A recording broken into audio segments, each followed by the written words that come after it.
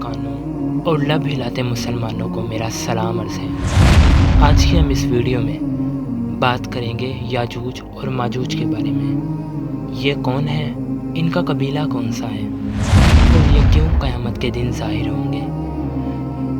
یاجوج اور ماجوج حضرت نوح علیہ السلام کے بیٹے یافت کی اولاد میں سے دو قبیلوں کے نام ہیں۔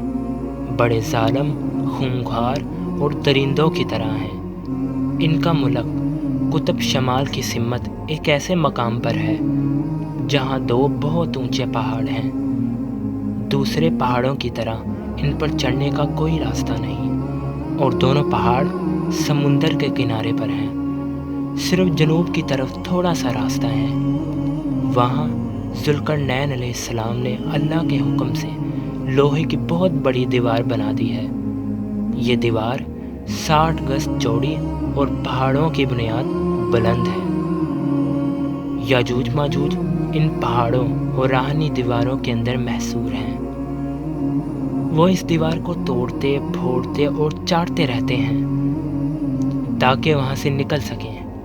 قیامت کے قریب جب اللہ چاہے گا وہ اس دیوار کو توڑ کر مکڑی کی طرح زمین پر پھیل جائیں گے۔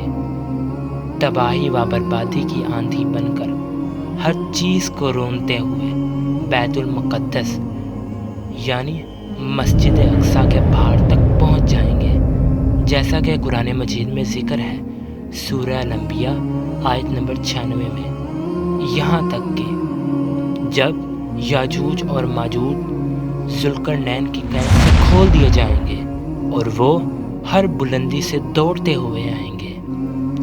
حضرت عیسیٰ علیہ السلام اپنے ساتھیوں کو لے کر ایک محفوظ جگہ پر چلے جائیں گے اور یاجوج ماجوج کے عذاب سے نجات کی دعائیں مانگیں گے۔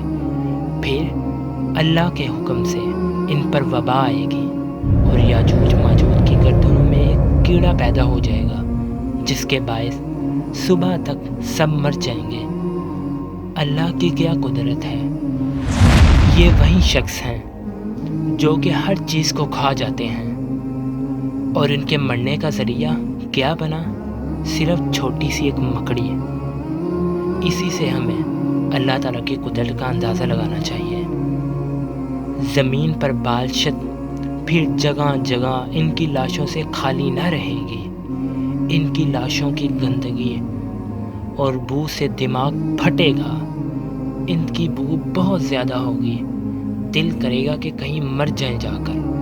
پھر حضرت عیسیٰ علیہ السلام دعا کریں گے تو اللہ تعالیٰ ان کی دعا کو قبول کریں گے اور کچھ پرندے بھیجے گا جو ان کی لاشوں کو اٹھا کر لے جائے گا۔ پھر اللہ تعالیٰ بارش برسائے گا اور زمین آئینے کی طرح صاف ہو جائے گی۔ اللہ تعالیٰ بہت ہی مہربان ہے اور نہایت رحم کرنے والا ہے۔ رہی بات یاجوج اور ماجوج کی، یہ ایک فتنہ ہے اور بڑے فتنوں میں یہ بھی ایک فتنہ ہے۔